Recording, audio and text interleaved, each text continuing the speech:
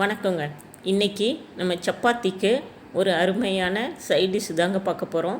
இது வந்து காலிஃப்ளவர், பச்சை பட்டாணி, உருளைக்கிழங்கு எல்லாம் சேர்த்து வச்ச ஒரு குருமா. இது ரொம்ப ரொம்ப ஈஸிங்க, ரொம்ப டேஸ்டியாக இருக்கும். வாங்க எப்படி செய்கிறது அப்படின்னு பார்க்கலாம். அதுக்கு நான் உருளைக்கிழங்கை வேக வச்சு மசிச்சு எடுத்து வச்சுருக்கிறேன். பச்சை பட்டாணி கொஞ்சம் எடுத்து வச்சுருக்கிறேன். இது காலிஃப்ளவர் நல்லா கொதிக்கிற தண்ணியில் மஞ்சத்தூள், உப்பு போட்டு ஃப்ளவரை அதில் போட்டு நல்லா கொதிக்க வச்சு அதுக்கப்புறம் கழுவி எடுத்து வச்சுருக்கிறேன். இப்போ ஒரு மிக்ஸி ஜாரில் பட்டை, கிராம்பு, கல்பாசி, ஏலக்காய், சோம்பு, கசகசா எல்லாத்தையும் சேர்த்துக்கலாம்.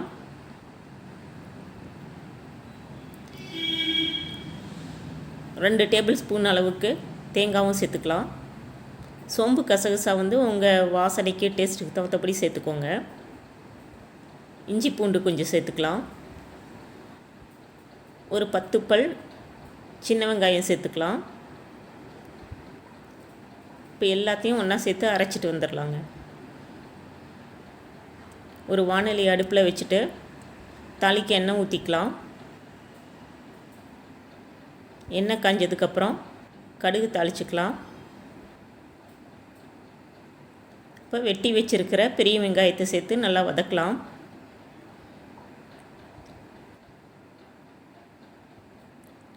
பூரி மசாலாவுக்கு பார்த்திங்கன்னா பெரிய வெங்காயம் கொஞ்சம் கண்ணாடி பதம் வந்தால் போதும். ஆனால் இதுக்கு நல்லா வதங்கட்டுங்க.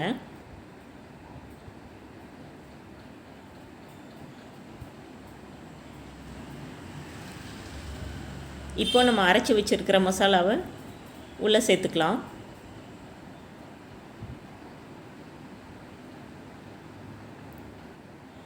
நல்லா அடி பிடிக்காமல் பச்சை வாசனை போக நல்லா வதக்கி விட்டுக்கலாம்.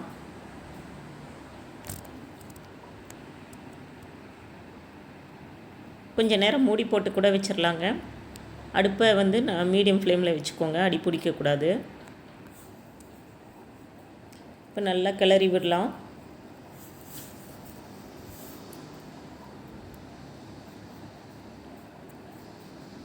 இப்போ நம்ம க்ளீன் பண்ணி வச்சுருக்கிற காலிஃப்ளவரை உள்ளே சேர்த்துக்கலாம். அதோட பச்சை பட்டாணியும் சேர்த்துக்கலாங்க. சேர்த்து மசாலாவோட நல்லா கிளறி விட்டு மூடி போட்டுடலாம். ஏன்னா இது ரெண்டும் இன்னும் பச்சையாகவே தான் இருக்குது, வேகணும். அதுக்கப்புறம் தான் நம்ம உருளைக்கிழங்கு சேர்க்க போகிறோம். மீடியம் ஃப்ளேம்லேயே இருக்கட்டும். அப்பப்போ இந்த மாதிரி எடுத்து கிளறி விடலாம்.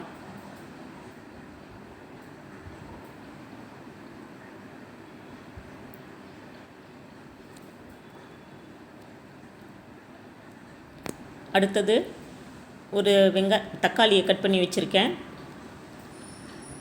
அதையும் சேர்த்துக்கலாம்.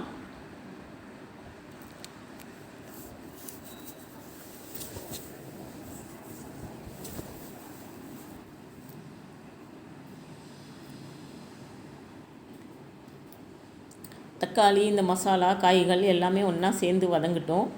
அதுக்காக உப்பையும் சேர்த்துக்கலாம்.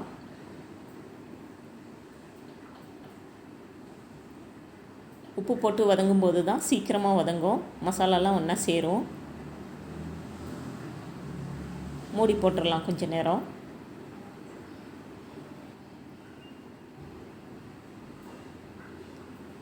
இப்போ பார்த்திங்கன்னா ஓரளவுக்கு நல்லாவே வதங்கியிருக்கு.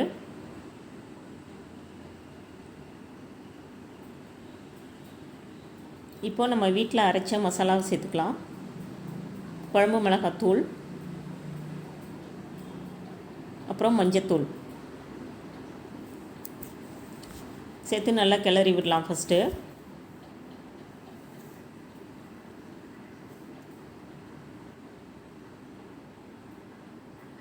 இந்த குழம்பு பார்த்திங்கன்னா நம்ம கறி குழம்பு டேஸ்ட்டில் சூப்பராக இருக்குங்க. இப்போ தேவையான அளவு தண்ணி ஊற்றிக்கலாம். மிக்ஸி கழுவி ஊற்றிக்கலாம் ஃபஸ்ட்டு. அப்புறம் எவ்வளோ தேவையோ அவ்வளோ தண்ணி சேர்த்துக்கலாம்.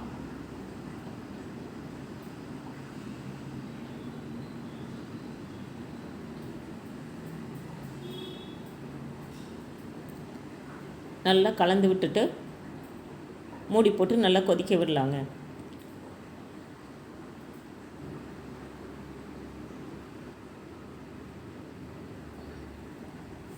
பார்த்திங்கன்னா காலிஃப்ளவர், பச்சை பட்டாணி எல்லாமே ஓரளவுக்கு நல்லாவே வெந்திருக்கு. வெந்திருக்கா இல்லையான்னு நம்ம இந்த கரண்டியால் நசுக்கி பார்த்தே தெரிஞ்சுக்கலாம். இல்லை இன்னும் கொஞ்சம் வேகணுன்னா கூட மூடி போட்டு இந்த மாதிரி வச்சுக்கலாம். இப்போ பாருங்கள், பார்த்தாலே தெரியும் நல்லா வெந்துருச்சு அப்படின்னு. இப்போ நம்ம உருளைக்கிழங்கை சேர்த்துக்கலாம்.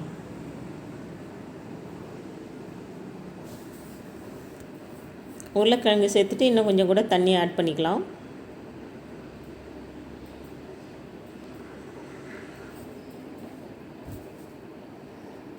உங்களுக்கு இந்த மாதிரி ட்ரையாக இருக்க பிடிக்குன்னா இப்படியே விட்டுக்கோங்க, இல்லைன்னா தண்ணி சேர்த்துக்கோங்க.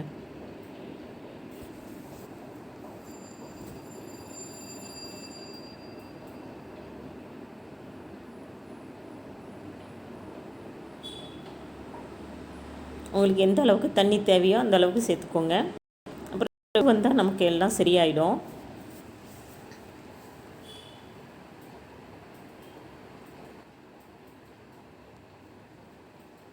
மூடி போட்டு ஒரு 5 நிமிஷம் வேக வச்சதுக்கப்புறமா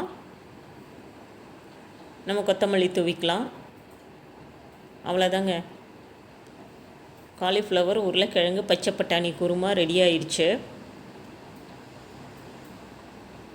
செய்கிறது ரொம்ப ரொம்ப ஈஸி.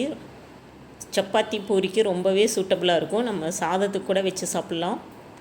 இந்த வீடியோ உங்களுக்கு பிடிச்சிருந்ததுன்னா லைக் பண்ணுங்கள், ஷேர் பண்ணுங்கள், சப்ஸ்கிரைப் பண்ணுங்கள்.